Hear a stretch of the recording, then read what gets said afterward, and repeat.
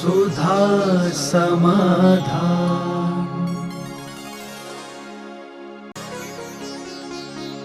नमोस्तु गुरुदेव। क्या पांचों इंद्रियां एक दूसरे को जानती हैं, लेकिन कर्म बंध तो जीव भोगता है, तो क्या पांचों इंद्रियां पाप कराती हैं? नहीं जानते।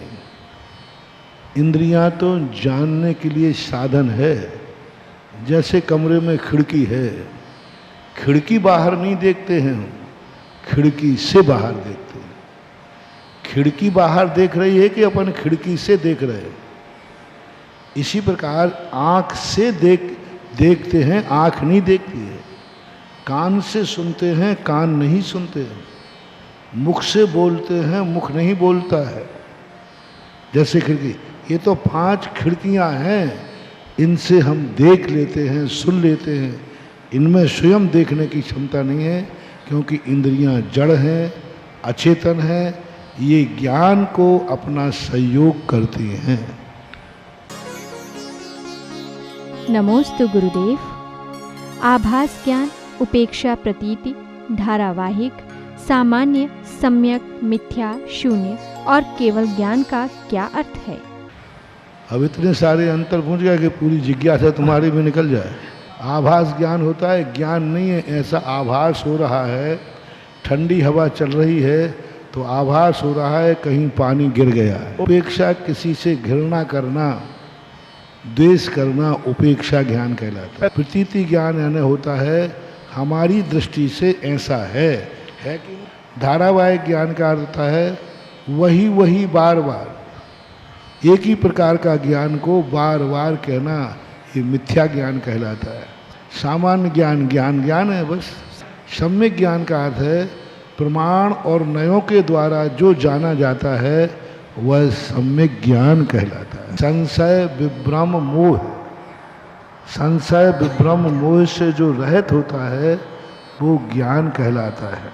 मिथ्या ज्ञान का अर्थ होता है जो संशय विभ्रम और मोह से सहित होता है, विपरीत होता है, वह मिथ्या ज्ञान। शून्य ज्ञान नाम की कोई चीज नहीं है। शून्यवादी एक मत हुआ है, उसके ज्ञान है तो शून्य कैसा, और शून्य है तो ज्ञान कैसा। तो शून्य नाम का कोई ज्ञान नहीं होता है, ऐसा माना। नमोस्तु गुरुदेव। सुदर्शनोदय तीर्थ क्षेत्र की मिट्टी को आप सर्वाधिक शक्तिशाली कैसे बताते हैं? मैंने जो देखा था वो मैंने सारे जगत को दिखा दिया। मैंने उस माटी में जो अनुभव किया था सारे जगत को, क्योंकि मैं जो देखता हूँ वो सबको दिखाता हूँ, क्योंकि मेरे पास छुपाने के लिए कोई तिजोरी नहीं है। जो मैंने उस पहाड़ी पे देखा था, एक माटी टेकड़ी पर, आज वो भारत का एक महातीर्थ क्षेत्र बन गया। भारत का एक अतिशयकारी तीर्थ क्षेत्र बन गया। एक यात्रियों के लिए आनंद का क्षेत्र बन गया। और आज वहाँ पर लोग असीम कालीन भक्तांबर सैकड़ों हजारों लोग करके अपने पापों को, संकटों को दूर कर रहे हैं। आज वहाँ कितने लोग उस भूमि पर जाकर के और उस भूमि पर बैठे हुए भगवान का अभिषेक करके, पूजन करके जो आनंद दे रहे हैं, वो सब मैंने देखा था। यूँ कहें संक्षेप में, जो वहाँ दुनिया को दिख रहा है वो सब मैंने पहले देखा था। शिल्पी पाषाण में मूर्ति देख लेता है और ग्राहक बनने के बाद मूर्ति देखता है। दोनों में यही अंतर है। शिल्पी देख लेता है कि पाषाण में कितनी बड़ी मूर्ति कैसी निकलेगी, ग्राहक नहीं देख पाता। ग्राहक जब देखता है जब मूर्ति बन जाती है। तो मैं वो शिल्पी था जो सुदर्शनोदय तीर्थ क्षेत्र आमा में मैंने माटी में ही देख लिया था कि ये तीर्थ है। तुम लोग अब देख रहे हो, बस इतना ही अंतर है इनमें। नमोस्तु गुरुदेव। पहले मेरा घर मंदिर से किलोमीटर की दूरी पर था, लेकिन अब घर मंदिर से 100 मीटर की दूरी पर है, तो मेरी यह भावना किसने पूरी की? कोई पूरी नहीं करता। हमारे अंदर की श्रद्धा होती है और श्रद्धा ही हमारी भावनाओं को फलीभूत करती है। नमोस्तु गुरुदेव। साधु के आशीर्वाद में निर्दोष चित्त और होश का क्या अर्थ है? ये भी उपदेश से ही मिलती है। निर्दोषता और होश भी जो है, गुरु बिन ज्ञान भेद बिन चोरी, होए ना होए थोड़ी ना थोड़ी। गुरु के द्वारा ही निर्दोषता आती है और वो ही हमें जगाते हैं। गुरु एक ऐसी शक्ति है जो हमें डांट के फटकार के जगा सकते हैं। भगवान नहीं, आगम नहीं। आगम को मित्रवत कहा है। आगम हमें जगाएगा नहीं। आगम इतना कह देगा आपको ऐसा करना चाहिए। भगवान भी यही बोलते हैं आपको ऐसा करना चाहिए, लेकिन गुरु कहते हैं टेक टू ऑर्डर, तुम्हें ऐसा करना है। दोनों में कितना अंतर आ गया। आगम कहता है तुम्हें ऐसा करना चाहिए, देखो रात में नहीं खाना चाहिए, अच्छी तरह जीना चाहिए। गुरु चाहिए मैं ये नहीं बोलते हैं। गुरु कहते हैं तुम्हें ऐसा करना है। तो जो आदेश देते हैं, आर्डर देते हैं, जो हमें आदेश दे करके, थप्पड़ मार करके, डांट करके, दंडित करके होश में लाते हैं, उसी का नाम गुरु होता है। नमोस्तु गुरुदेव। श्रावक के 7 मौन कौन कौन से होते हैं? अब वो अलग अलग व्यवस्थाओं में अलग अलग समय पर मौन कहे गए और उन मौनों के लिए ऐसी अनिवार्यता नहीं है। उन्होंने मौन की बात कही है भोजन करते समय आदि अनेक कारण हैं। अब उन कारणों को पढ़ा ही जा सकता है, कहा नहीं जा सकता। नमोस्तु गुरुदेव। गृहस्थ अवस्था में ध्यान का विषय किसे बनाएं? गृहस्थ के लिए अलग व्यवस्था है और मुनि के लिए अलग व्यवस्था है।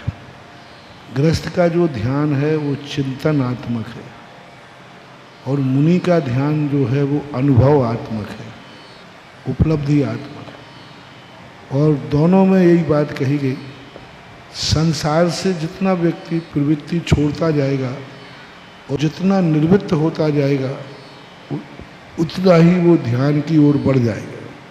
संसार में प्रवृत्ति करने वाला परमार्थ का ध्यान नहीं कर सकता। स्पष्ट रूप से उन्होंने कहा कि पंडित साहब बनारसी दास ने भी कहा, ज्ञान कला जिनके घट जागी, बे जग माही सहज बैरागी, ज्ञानी मगन विषय सुख भोगी, यह विपरीत संभवे न।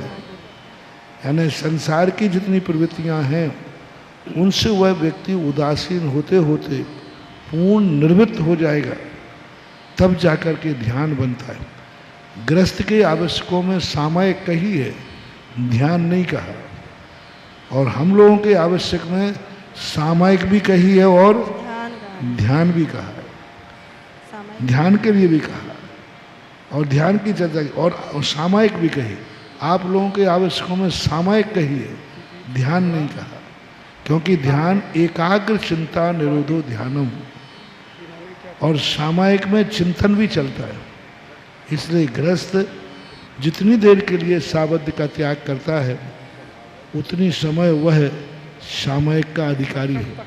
और मुनि आरंभ परिग्रह और जो सावध है उसके लिए पूर्णता त्याग करता है, तभी वो ध्यान का अधिकारी होता है।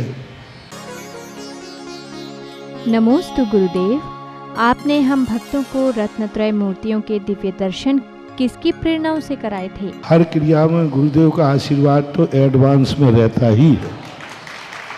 उनके बिना तो पत्ता हिलने वाला नहीं है। रही बात वहाँ की प्रेरणा, पूज्यवर शांति सागर महाराज को अंतरंग प्रेरणा स्वप्न में मिली थी सन 1932 में।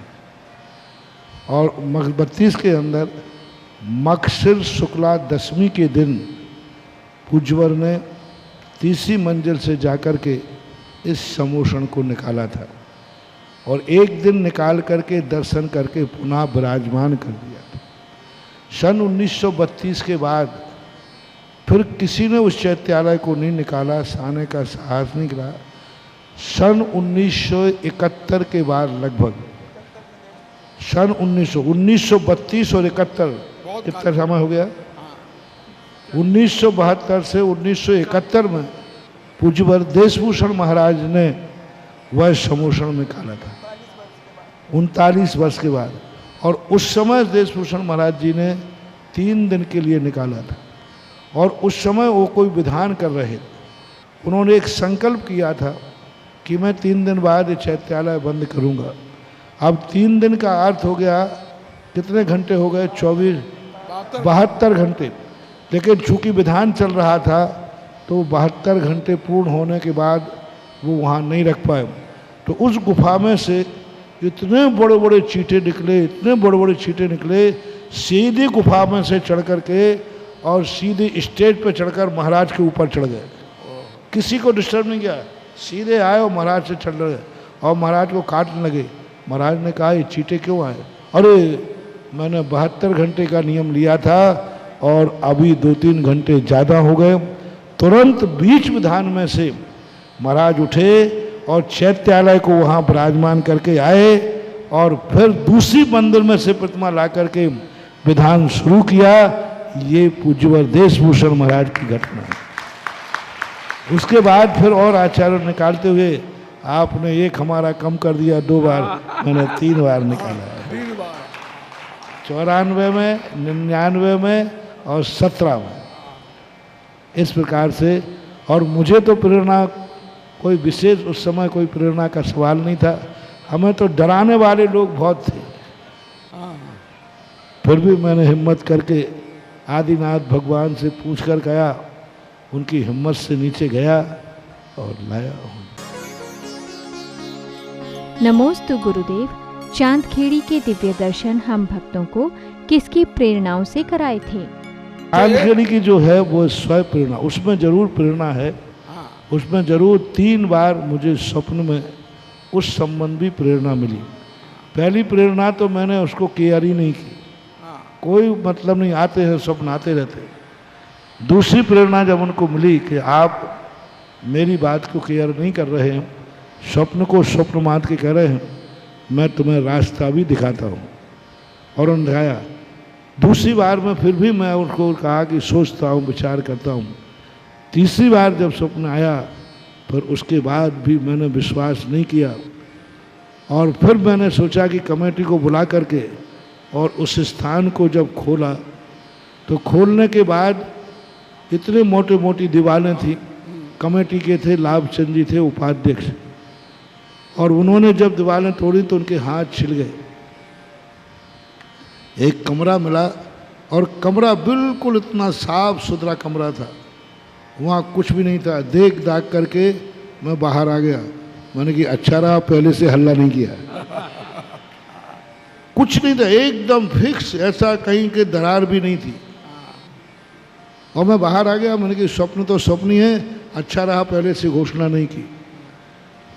मैं बाहर निकल के आ गया। फिर पता नहीं क्या हुआ, मैंने कहा अभी बंद कर ही रहे तो एक बार और देख लो। तो घन होता ना, घन, तो घन से जैसे ही उन्होंने पटका, मैंने कहा इसको देखो कहीं पोल निकले।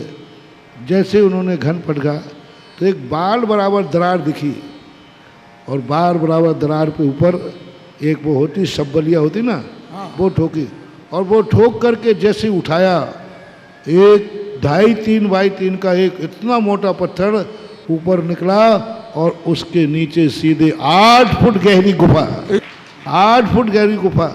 और 8 फुट गहरी गुफा में कोई जीना नहीं है, एक अंगूठा रखने को स्थान था। उस पे अंगूठे पे स्थान पर रख करके गया। फिर जो मिला वो सारी दुनिया के सामने था। बहुत सुंदर, बहुत। नमोस्तु गुरुदेव। क्या निगोदिया जीव 5 स्थावर में आते हैं? 5 स्थावरों में सभी आचार्यों ने निगोदिया जीवों को 5 स्थावरों में लिया है, और वो वनस्पति काय में आते हैं। पूज्यवर वीरसेन स्वामी महाराज ने श्री धवलाग जी की टीका में उनको 5 स्थावरों से अलग संज्ञा दी है, लेकिन उन्होंने यह नहीं कहा कि ये किस स्थावर में आएंगे। बस ये कहा है कि निगोद वनस्पति काय से पृथक हैं। मात्र एक संकेत वहाँ पर धवला जी में मिला, बाकी जितने भी आचार्य हैं सभी आचार्य वनस्पति काय में निगोदिया जीवों को लेते हैं। ऐसा मानना चाहिए। नमोस्तु गुरुदेव। पर्युषण पर्व में तत्वार्थ सूत्र का वाचन किस काल में शुरू हुआ था? दशलाक्षण पर्व में शुरुआत तत्वार्थ सूत्र की कोई ऐतिहासिक तारीख तो नहीं है।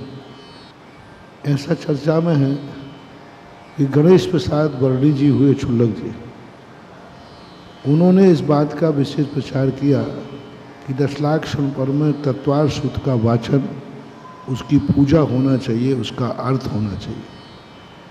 ये एक ऐतिहासिक प्रमाणिकता की कोटि में नहीं है, ये माँ चर्चा की कोटि में है, चर्चा में आता है। बाकी ऐसी कोई निर्धारित समय नहीं है कि ये कब से शुरू हुआ है। नमोस्तु गुरुदेव। क्रोध में आकर हम किसी को अपशब्द बोल देते हैं तो हम उस गलती का प्रायश्चित कैसे करें? देखो, गुस्से में बोलते हो मन साफ रहता है, ऐसा नहीं। वो तो मन साफ कहाँ है, मन तो गंदा ही होगा, तभी तो गुस्सा आया। ये बात कहो कि गुस्सा में बोलने के बाद में पश्चाताप होता है, तो बाद में पश्चाताप होता है, जिससे बोला है उससे क्षमा मांग लो और पश्चाताप करो कि आगे नहीं बोलेंगे। इसी सब चीज़ों का काबू करने का नाम ही तो है पुरुषार्थ। हमें सोचना चाहिए, सावधान रहना चाहिए, कोई ऐसी गलती मत करो जिस पर बाद में पछताना पड़े। नमोस्तु गुरुदेव। वक्त किसी का इंतजार नहीं करता है, लेकिन धर्म कहता है कि सब्र का फल मीठा होता है। तो दोनों बात सही है ना। वक्त किसी का इंतजार नहीं कर, सब्र का फल मीठा होता है, क्योंकि इस समय वक्त अच्छा नहीं चल रहा है। सब्र करो, वक्त ही मीठा समय ला देगा, यही तो अर्थ है।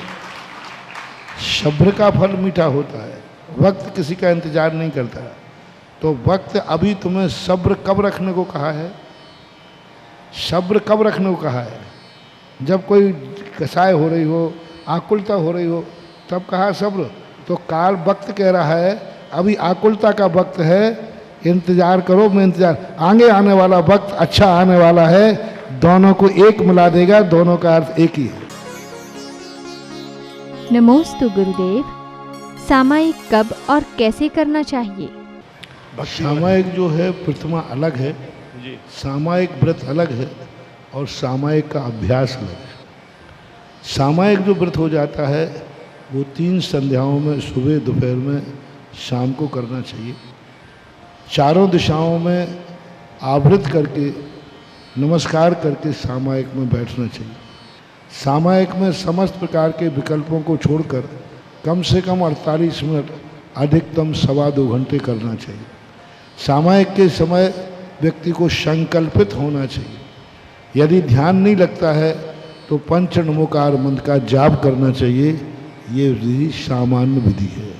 क्या इसमें हम ये लघु चैत्य भक्ति, लघु समाधि भक्ति या पंचमहाभूत भक्ति पढ़ते हैं? कितने आगे पीछे पढ़ो। सामायिक काल होने के बाद फिर आप जितनी भक्तियाँ पढ़ना है पढ़ो, जितना पाठ करना है सब कर सकते। सुधा समाधान